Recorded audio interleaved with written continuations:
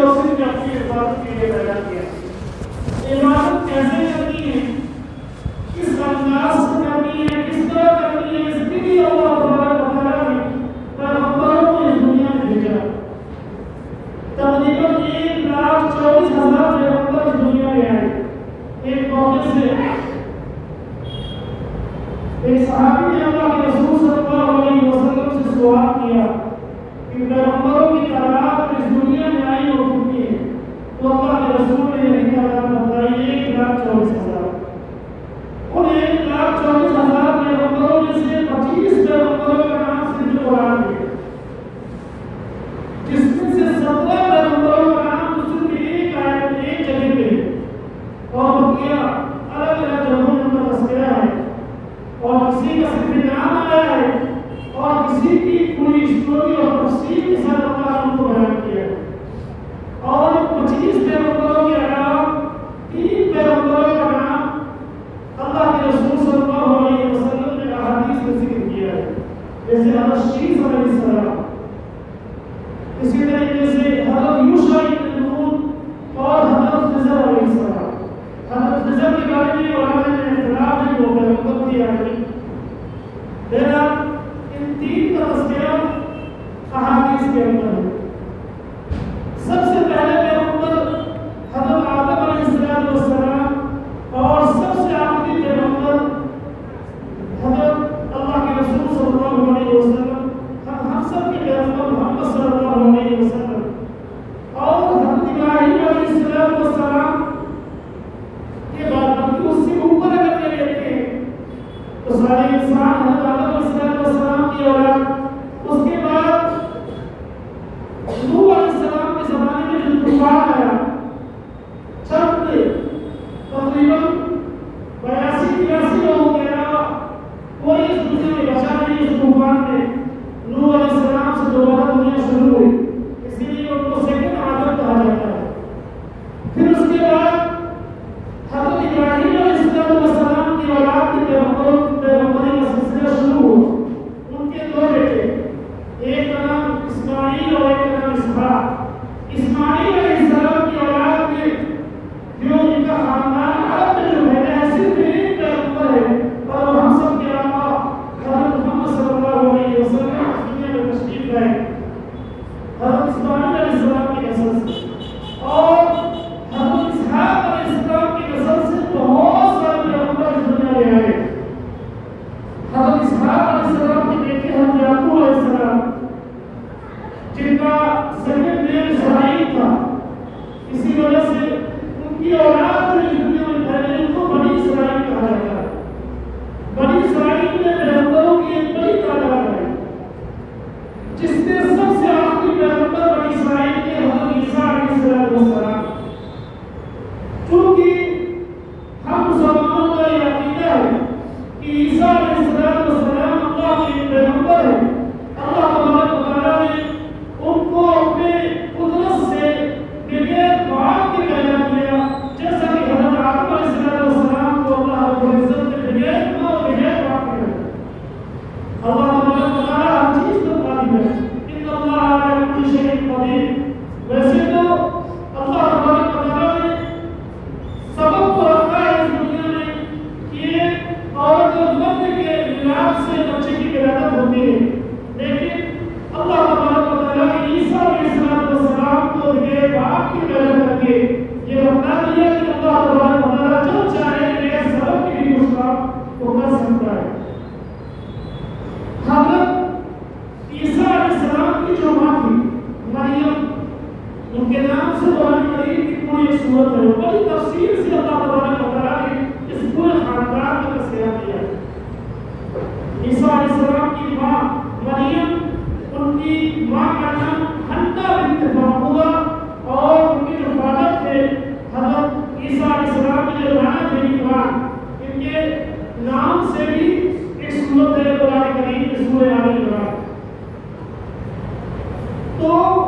حضرت عمران بیت المقدس کی امام تھے اور بڑی مقدس شخصیت تھی. بنی اسرائیل میں بڑی بزرگ شخصیت تھی. ان کا انتقال ہو گیا کہ حضرت مریم جو حضرت عیسیٰ علیہ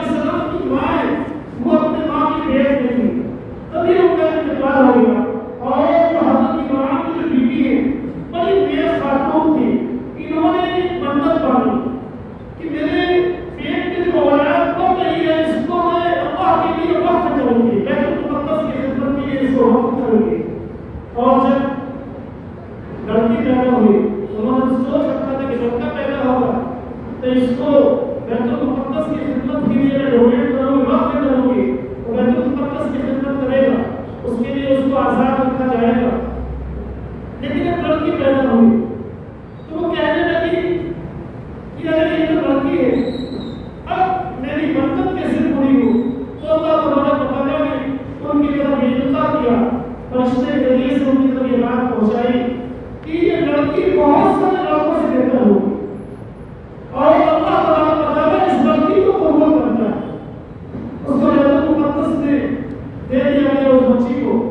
اور اس زمانے میں بیت المقدس جہاں پر عبادت کی جاتی تھی قریب قریب میں کمرے چھوٹے چھوٹے حجرے بنے ہوئے تھے، وہاں جو عابدین تھے عبادت گزاروں کی ایک جماعت کی وہ رہا کرتی تھی۔ اب ان کے درمیان میں اختلاف ہوا، ہر کوئی چاہتا تھا کہ اس بچی کو پالے، کون پالے؟ حضرت زکریا علیہ السلام بھی انہیں میں سے ایک تھے۔ انہوں نے کہا چونکہ اس بچی کی خالہ میری بیوی ہے تو مجھے زیادہ حق ہے کہ میں اس بچی کی پرورش کروں۔ اب ان کے درمیان میں قرآن نازل ہوئی، ان لوگوں نے اس بات کو بنانے ان کے دعوے کو اور کہا آپ ہمارے شریک ہیں، آپ ہمارے برادر ہیں، ہم آپس میں قرآن نازل کریں گے، جو جس کا نام اس میں نکلا وہ اس بچے کی پرورش کرے گا۔ تو اس زمانے میں طریقہ تھا کہ قلموں کے ذریعے سے قلم کو پانی میں ڈالا گیا، جس کا قلم پانی کے اوپر تیرتا ہوا رہے گا وہ اس بچے کو پالے گا۔ تو حضرت زکریا علیہ السلام کا قلم پانی کے اوپر تیرتا رہا، تو ان کی کفالت حضرت مریم کی جو کفالت تھی حضرت زکریا علیہ السلام کے وقت کے نبی تھے، تو حضرت زکریا علیہ السلام کے یہاں ان کی پرورش ہونے لگی، اور وہ بچی ایک اچھے ماحول میں اس کی پرورش ہوئی، اور جب تھوڑا بڑی ہوئی تو حضرت زکریا نے اس کے لیے ایک الگ سے مخصوص کمرہ کر دیا، اور مشتری سے کم عمری سے وہ بچی اللہ تبارک و تعالیٰ کی کثرت سے عبادت کیا کرتی تھی۔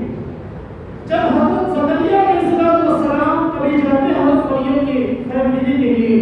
تو ان کی کمرے میں دیکھتا کہ بے موسم کا پھل یہاں پہ رکھا ہوا، ایسا کوئی پھل جس کا موسم نہیں ہے یا دنیا میں اس وقت کہیں بھی پایا جاتا ان کے کمرے میں موجود ہوتا۔ تو حضرت زکریا علیہ السلام نے پوچھتے کہ کہاں سے آیا مریم تمہارے پاس؟ میں کہتے کہ اللہ رب العزت کی طرف سے۔ حضرت زکریا علیہ السلام بڑھاپے کی عمر کو پہنچ چکے تھے، بعض کتابیں ان کی عمر اس وقت کی 120 سال میں ان کی عمر ہو چکی تھی، بوڑھے ہو چکے تھے، ان کی بیوی کی مانچ تھی، ان کی کوئی اولاد نہیں تھی۔ تو انہوں نے ان کے دل میں یہ بات آئی کہ جب اللہ تبارک و تعالیٰ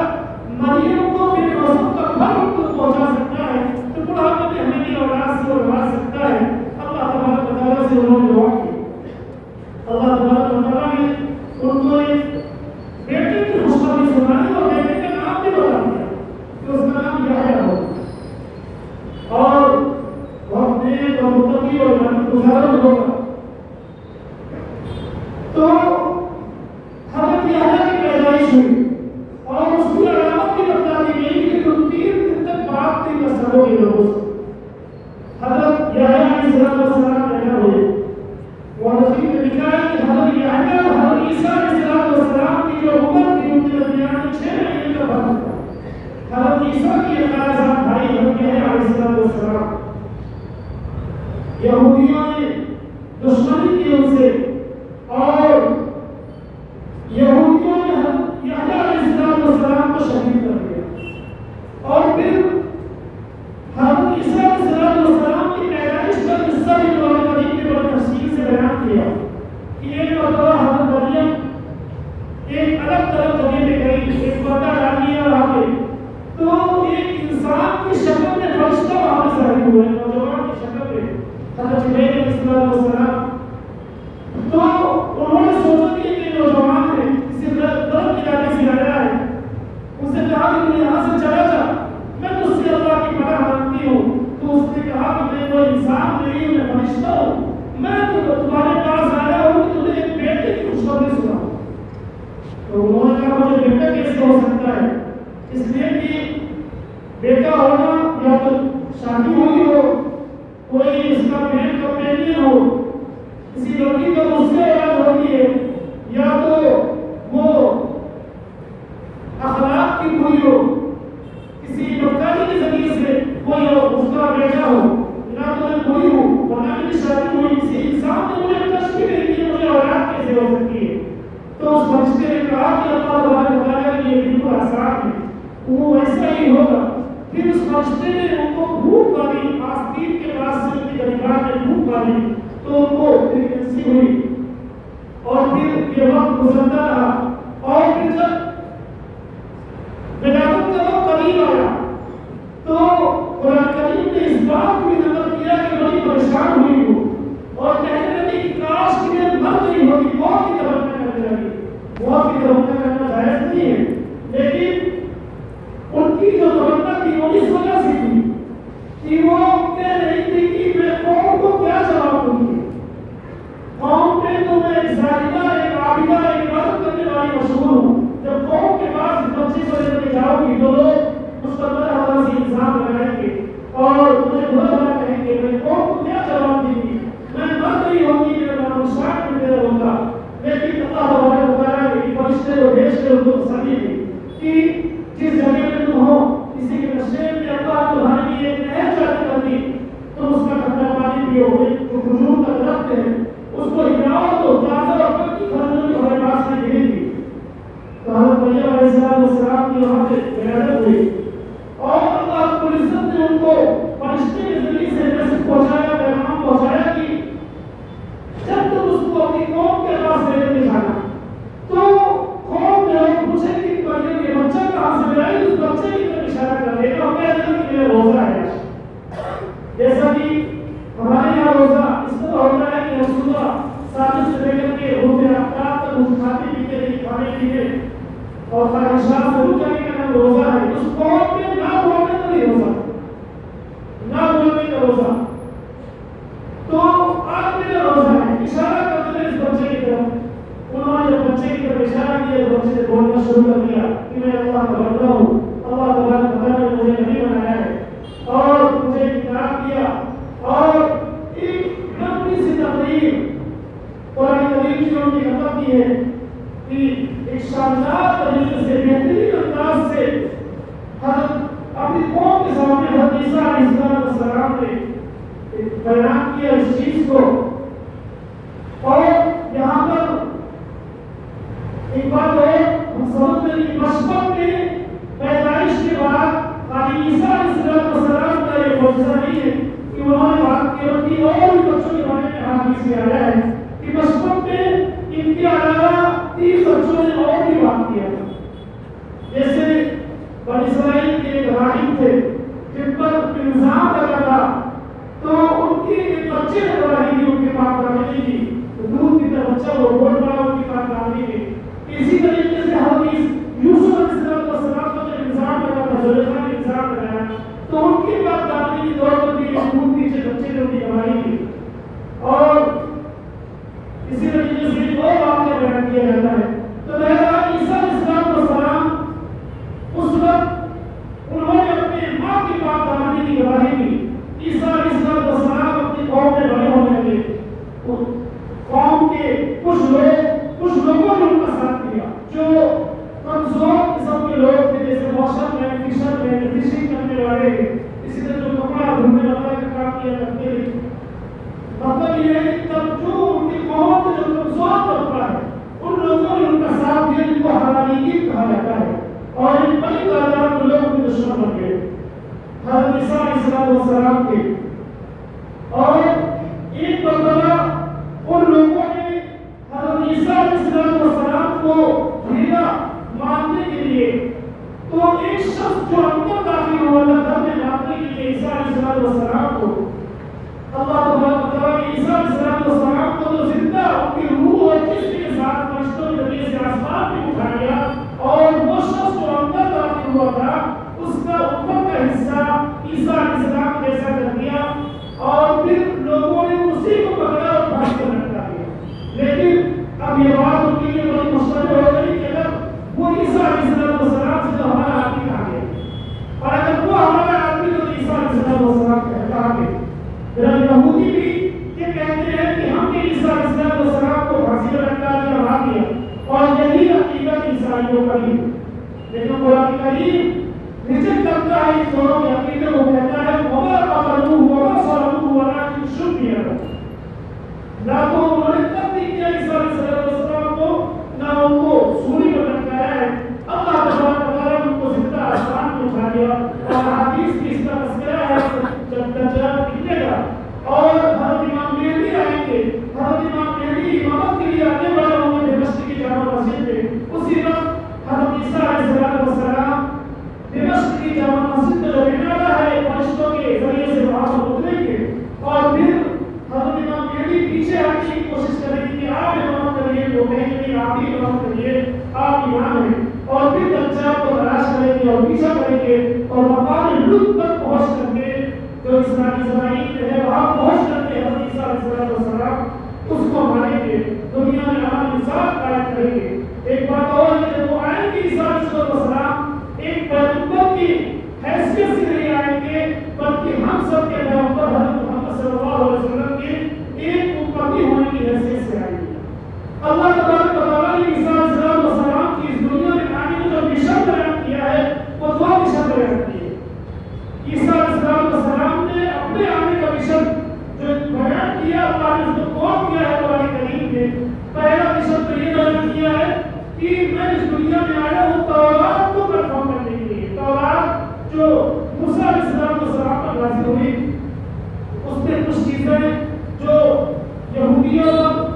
بڑی سخت قسم کی پابندیاں تھیں، ان پابندیوں کو ہٹانے کے لیے جیسے اونٹ کا گوشت ان کے لیے حرام تھا، اونٹ کا دودھ ان کے لیے حرام تھا، سفر کا اس دن وہ شکار نہیں کر سکتے تھے، اس دن کوئی کاروبار نہیں کر سکتے تھے، اس طرح کچھ پابندیاں تھیں ان پر، ان کو ہٹانے کے لیے، اور میں ایک ایسے پیغمبر کی خوشخبری سنانے آیا ہوں جن کا نام احمد ہے۔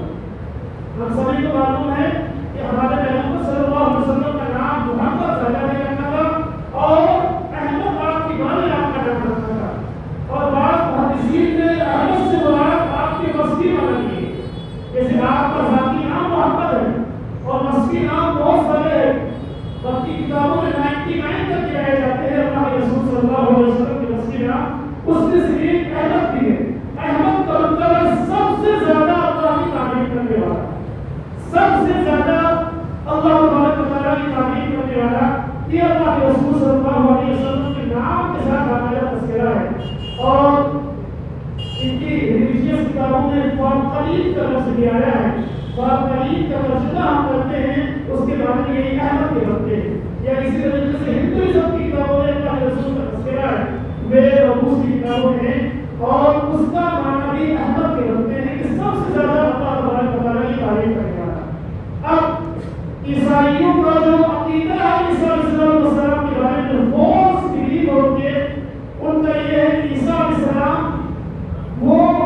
اللہ کے بیٹے ہیں، بعض کا عقیدہ ہے کہ وہ خدا ہے، اور بعض ان کو تین میں سے ایک مانتے ہیں جس کو ٹرینٹی کا عقیدہ ہے۔ وہ کہتے ہیں فادر یعنی اللہ از اے گاڈ، ہولی مریم اسپرٹ از اے گاڈ،